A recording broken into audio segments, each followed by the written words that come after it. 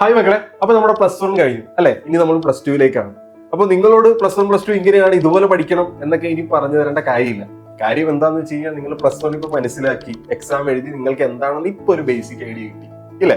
സത്യം പറഞ്ഞാൽ നമ്മൾ 10ാം ക്ലാസ് കഴിഞ്ഞപ്പോൾ മുതൽ നിങ്ങളോട് പറയുന്നതാണ് 10ലെ പോലെ അല്ല, ഇവിടെ കുറച്ച് മാറ്റങ്ങളുണ്ട്, ആ മാറ്റങ്ങൾ ഉൾക്കൊണ്ട് പഠിക്കണം എന്നൊക്കെ നമ്മൾ എല്ലാ ടീച്ചേഴ്സും നിങ്ങളോട് പറയുന്നതാണ്. അപ്പൊ നമ്മളിങ്ങനെ ഇതൊക്കെ നമ്മൾ കേട്ടിട്ടുള്ളതാണ് എന്നുള്ളൊരു രീതിക്ക് നിന്നു. പക്ഷെ ഇപ്പൊ നിങ്ങൾക്ക് മനസ്സിലായി അല്ലെ? അതിന്റെ ഒരു പ്രധാനപ്പെട്ട കാര്യം എന്താ വെച്ചാൽ നമ്മൾ സ്വയം ഉൾക്കൊണ്ട് അല്ലെങ്കിൽ സ്വയം മനസ്സിലാക്കിയാലേ നമ്മൾ എല്ലാ കാര്യങ്ങളും ഉൾക്കൊള്ളൂ. ഇപ്പൊ നിങ്ങൾക്ക് ഏകദേശം +1 +2നെ കുറിച്ച് ഒരു ബേസിക് ഐഡിയ കിട്ടിയിട്ടുണ്ട്. എങ്ങനെയായിരിക്കും +1 +2 എക്സാം, എങ്ങനെയായിരിക്കും ഇതിന്റെ ക്വസ്റ്റ്യൻ പാറ്റേൺ, എങ്ങനെയായിരിക്കും ഇതിന്റെ മാർക്ക് കിട്ടാൻ പോകുന്നത്, ഏകദേശമൊക്കെ നിങ്ങൾക്ക് ഇപ്പൊ മനസ്സിലായി. ഇതുപോലെ തന്നെ ആയിരിക്കും +2. എനിക്ക് തോന്നുന്നത് നിങ്ങൾ +1 +2 കുറച്ച് കമ്പയർ ചെയ്താൽ +2 ആണ് +1നേക്കാളും കുറച്ചുകൂടി ബുദ്ധിമുട്ട്. നിങ്ങളുടെ ചേട്ടന്മാരോടോ ചേച്ചിമാരോടോ ഒക്കെ ചോദിച്ചാൽ അറിയാൻ പറ്റും. +1നേക്കാളും കുറച്ചുകൂടി ബുദ്ധിമുട്ടാവാനേ ചാൻസ് ഉള്ളൂ, എളുപ്പമാവാൻ ചാൻസ് ഇല്ല. കാര്യം +1ന്റെ കുറെ കണ്ടിന്യൂവേഷൻസ് അപ്പുറത്തുണ്ട്. അതുകൊണ്ടാണ് ബുദ്ധിമുട്ടാവാൻ ചാൻസ് എന്ന് പറയുന്നത്. അപ്പോൾ നമ്മൾ മാത്സ് ബേസ് ചെയ്ത് പഠിച്ചു കഴിഞ്ഞാൽ നമ്മുടെ +1ന്റെ എക്സാം കുറച്ച് ടഫായിരുന്നു എന്ന് വേണമെങ്കിൽ പറയാം. ടഫ് എന്ന് പറഞ്ഞില്ലെങ്കിൽ പോലും കുറച്ച് ആവറേജ് ആയിരുന്നു എന്ന് നമുക്ക് പറയാം അല്ലെ? അത്ര എളുപ്പമല്ല, എന്നാൽ അത്ര ബുദ്ധിമുട്ടുമല്ല എന്നുള്ള രീതി. അപ്പൊ നിങ്ങൾ ശ്രദ്ധിക്കേണ്ട കാര്യം, ഇപ്പോഴും നിങ്ങൾ ശ്രദ്ധിക്കേണ്ട കാര്യം, നമ്മൾ എല്ലാ വീഡിയോകളിലും പറയുന്ന കാര്യമാണ്, ഇപ്പോഴും നിങ്ങൾ ശ്രദ്ധിക്കേണ്ട കാര്യം എന്താണെന്ന് വെച്ച് കഴിഞ്ഞാൽ എങ്ങനെ +2 കൃത്യമായിട്ട് പഠിക്കാം. അതിലൊന്ന് എന്താണ്, നിങ്ങൾ കൺസെപ്റ്റ് ക്ലിയർ ആക്കുക. ഒരു ടോപ്പിക്കിന്റെ കൺസെപ്റ്റ് ക്ലിയർ ആക്കുക എന്നുള്ളതാണ് ഏറ്റവും പ്രധാനപ്പെട്ട കാര്യം. കൺസെപ്റ്റ് ക്ലിയർ ആക്കുന്നതിന്റെ കൂട്ടത്തിൽ അതിന്റെ ബേസിക് ക്വസ്റ്റ്യനുകൾ, വളരെ ബേസിക് ആയിട്ടുള്ള വളരെ സിമ്പിൾ ക്വസ്റ്റ്യനുകൾ ചെയ്തു പോവുക, അതാണ് രണ്ടാമത്തെ കാര്യം.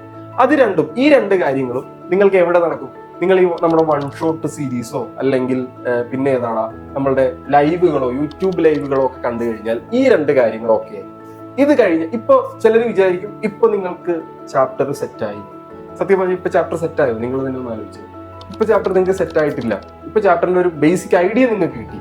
ഇനി എന്താ നമുക്ക് അടുത്തത് വേണ്ടത്? നമുക്ക് ക്വസ്റ്റ്യൻ വർക്ക്ഔട്ട് ചെയ്യണം. നമുക്ക് മാക്സിമം ക്വസ്റ്റ്യൻസ് വർക്ക്ഔട്ട് ചെയ്യണം. 3 ടൈപ്പ് ക്വസ്റ്റ്യനാണ് നിങ്ങൾ നിർബന്ധമായിട്ടും വർക്ക്ഔട്ട് ചെയ്യുന്നത്. അതിൻ്റെ അകത്ത് ഒന്ന് പ്രീവിയസ് ഇയർ ക്വസ്റ്റ്യൻസ്. എന്താണ്? തൊട്ട് മുൻപത്തെ വർഷത്തെ അല്ലെങ്കിൽ മുൻ വർഷത്തെ ചോദ്യങ്ങൾ ചെയ്ത് നോക്കുക. അത് എല്ലാം ചെയ്ത് നോക്കിയില്ലെങ്കിൽ പോലും ഓരോ ക്വസ്റ്റ്യനുകളും നിങ്ങൾക്ക് ചെയ്യാൻ പറ്റുന്നുണ്ടോ നോക്കുക. ഒന്ന്. ഇനിയുള്ള 2 ടൈപ്പ് ക്വസ്റ്റ്യൻ ആണ് വളരെ ഇമ്പോർട്ടന്റ്. അതിൽ ഒന്നാമത്തതാണ് ടെക്സ്റ്റ് ബുക്കിലെ എക്സാമ്പിൾസ്. അതായത് ടെക്സ്റ്റ് ബുക്കിൽ ആൻസർ ചെയ്തിരിക്കുന്ന, അതായത് ടെക്സ്റ്റ് ബുക്കിൽ സോൾവ് ചെയ്തിരിക്കുന്ന എക്സാമ്പിൾസ് ഇല്ലേ, ടെക്സ്റ്റ് ബുക്കിൽ ഉത്തരം എഴുതിയിരിക്കുന്ന ചോദ്യങ്ങൾ, അത് ചെയ്തു നോക്കുക. അത് ഒട്ടുമിക്ക ചോദ്യങ്ങളും നിങ്ങളൊന്ന് ചെയ്തു നോക്കാൻ ശ്രമിക്കുക.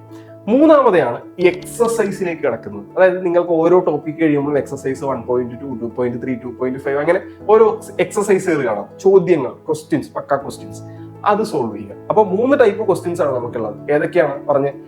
നമ്മളുടെ PYQ അല്ലെങ്കിൽ പ്രീവിയസ് ഇയർ ക്വസ്റ്റ്യൻസ്, പിന്നെ ഉള്ളത് നമ്മളുടെ എക്സാമ്പിൾസ്, എക്സസൈസ്. ഇത് നിർബന്ധമായിട്ടും ചെയ്തു നോക്കുക. അപ്പൊ ചെയ്തു നോക്കുമ്പോൾ നിങ്ങൾ ചോദിക്കുന്ന ഒരു കാര്യമാണ്, ഇതിന് സമയമുണ്ടോ? ഇപ്പൊ സ്റ്റാർട്ട് ചെയ്താൽ എല്ലാത്തിനും സമയം. 1 വർഷമുണ്ട് നിങ്ങൾക്ക്. ഇപ്പൊ സ്റ്റാർട്ട് ചെയ്താൽ എല്ലാത്തിനും സമയമുണ്ട്. നിങ്ങൾ ഈ അവസാന 10 ദിവസം കൊണ്ട് എല്ലാ ചാപ്റ്ററും പഠിച്ചു തീർക്കാൻ നോക്കിയതുപോലെ, അല്ലെങ്കിൽ എല്ലാ സബ്ജക്റ്റും പഠിച്ചു തീർക്കാൻ നോക്കിയതുപോലെ അല്ല. നിങ്ങൾക്ക് സമയം ധാരാളമുണ്ട് ഇപ്പോഴേ പഠിച്ചു കൊടുക്കുക.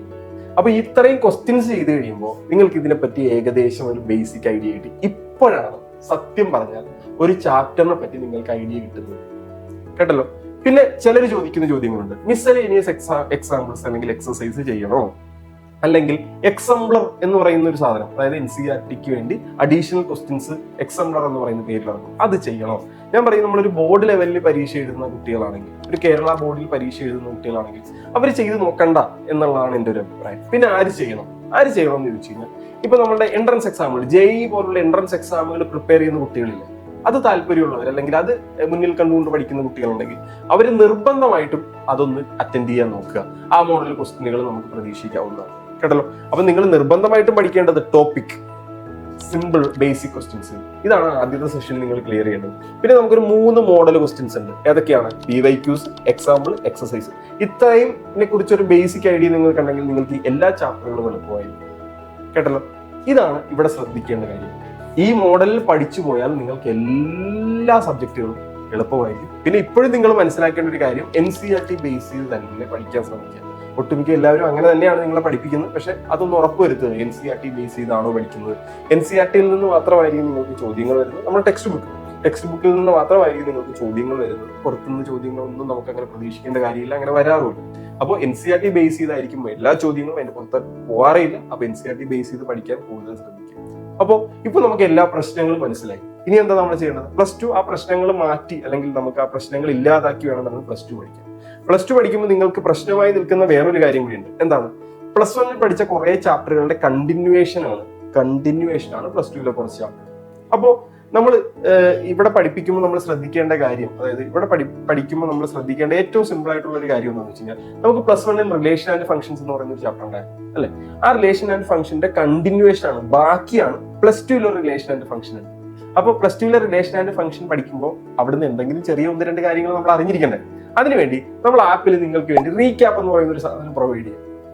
അപ്പൊ അതിന്റെ ഗുണം എന്താണെന്ന് വെച്ച് കഴിഞ്ഞാൽ, എന്താണോ നിങ്ങൾ കഴിഞ്ഞ വട്ടം പഠിച്ചതിൽ ഇവിടെ ആവശ്യം, അത് വളരെ കുറച്ച് സമയം കൊണ്ട് നിങ്ങൾക്കൊന്ന് പറഞ്ഞു തരും. അപ്പൊ ഒരു ബേസിക് ഐഡിയ കിട്ടും. അല്ലാതെ നിങ്ങളോട് അത് പഠിച്ചിട്ട് വാന്നൊക്കെ പറഞ്ഞാൽ അതൊന്നും നടക്കാത്ത കാര്യമാണ് അല്ലെ? അപ്പോൾ നിങ്ങൾക്ക് കണ്ടിന്യൂവേഷൻ ആവശ്യമായി വേണ്ട ചാപ്റ്ററുകൾ ഏതൊക്കെയാണെന്ന് നോക്കി അതിനു മുമ്പ് നിങ്ങൾക്ക് റീക്യാപ്പ് എന്ന് പറയുന്ന ഒരു സാധനം പ്രൊവൈഡ് ചെയ്യും.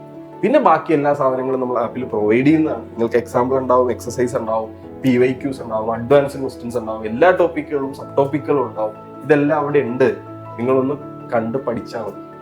പിന്നെ നേരത്തെ പറയുന്ന പോലെ യൂട്യൂബ് മാത്രം നോക്കി പഠിച്ചാൽ, നേരത്തെ ഞാൻ പറഞ്ഞതുപോലെ നിങ്ങൾക്ക് ഒരു ചാപ്റ്റർ ഫുള്ള് സെറ്റ് ആവുമോ? നിങ്ങൾ തന്നെ പറ. ഒരു 1 ഷോട്ട് മാത്രം നിങ്ങൾ പഠിച്ചാൽ അത് സെറ്റ് ആവുമോ? ഇല്ല. അപ്പോൾ പഠിക്കാൻ താല്പര്യമുള്ളവരെല്ലാവരും എന്താണ്, നമ്മളുടെ ബാച്ചിൽ ജോയിൻ ചെയ്യുക. ഏപ്രിൽ 10-നാണ് നമ്മളുടെ ഫസ്റ്റ് ബാച്ച് ലോഞ്ച് ചെയ്യുന്നത്. അപ്പോൾ ഏപ്രിൽ 10-ന് നമ്മൾ ഫസ്റ്റ് ബാച്ച് ലോഞ്ച് ചെയ്യും. അപ്പൊ താല്പര്യമുള്ളവരെല്ലാവരും ജോയിൻ ചെയ്യുക. നമുക്ക് ആദ്യം മുതൽ പഠിക്കാടാ. അപ്പൊ ടെൻഷൻ ഇല്ലാതെ നമുക്ക് പഠിച്ച് എല്ലാം അവസാനിപ്പിച്ച് സെറ്റ് ആക്കാം. ഓക്കെ അല്ലേ? ബാച്ചിനെ പറ്റി കൂടുതൽ അറിയാം, നമ്മൾ താഴെ കമന്റ് ബോക്സിൽ ഒരു ലിങ്ക് ഇട്ടേക്കാം. ആ ലിങ്കിൽ ക്ലിക്ക് ചെയ്താൽ നിങ്ങൾക്ക് ബാച്ചിന്റെ ഡീറ്റെയിൽസ് ഫുൾ അറിയാം. ഇനി അത് കൂടാതെ തന്നെ നമ്പറും കൊടുക്കാം. ആ നമ്പറിൽ വിളിച്ചാൽ നിങ്ങളുടെ സംശയങ്ങളെല്ലാം അവിടെ ക്ലിയർ ചെയ്യും. ഓക്കെ അല്ലേ? പിന്നെ നമുക്ക് ബാച്ചിനെ പറ്റിയുള്ള ഓരോ കാര്യങ്ങൾ വീണ്ടും വീണ്ടും എടുത്തു പറഞ്ഞാൽ, നിങ്ങൾ +1 പഠിച്ച കുട്ടികൾക്കാണെങ്കിൽ അറിയാം, നമുക്ക് മെന്റർഷിപ്പ് സപ്പോർട്ട് ഉണ്ട്. മെന്റേഴ്സ് നിങ്ങൾ പഠിച്ചില്ലെങ്കിൽ പോലും നിങ്ങളെ വിളിച്ച് പഠിപ്പിച്ചുകൊണ്ടിരിക്കും. പിന്നെ നമ്മുടെ +1 +2 ഫാക്കൽറ്റീസ് എല്ലാവരും അടിപൊളിയല്ലേ? അപ്പോൾ ഇവരുടെ ക്ലാസ്സുകളെല്ലാം നിങ്ങൾക്ക് പ്രോപ്പറായിട്ട് ലഭിക്കും. യൂട്യൂബിൽ സത്യം പറഞ്ഞാൽ യൂട്യൂബിൽ തരുന്നത് വളരെ കുറച്ച് സാധനങ്ങൾ മാത്രമല്ലേ നമ്മൾ തരുന്നത്. നമ്മുടെ മെയിൻ കണ്ടന്റ് എല്ലാം കിടക്കുന്നത് ആപ്പിലല്ലേ? ആപ്പിൽ എല്ലാ സാധനങ്ങളും ഉണ്ട്. നിങ്ങൾ കൃത്യമായിട്ട് പഠിച്ചാൽ നിങ്ങൾക്ക് ഇപ്പോഴും ഫുൾ മാർക്ക് കിട്ടും. ഓക്കെ അല്ലേ? അപ്പോൾ എല്ലാവരും 10-ാം തീയതി നമുക്ക് അടിച്ച് പൊളിച്ച് പഠിച്ചു തുടങ്ങാം +2.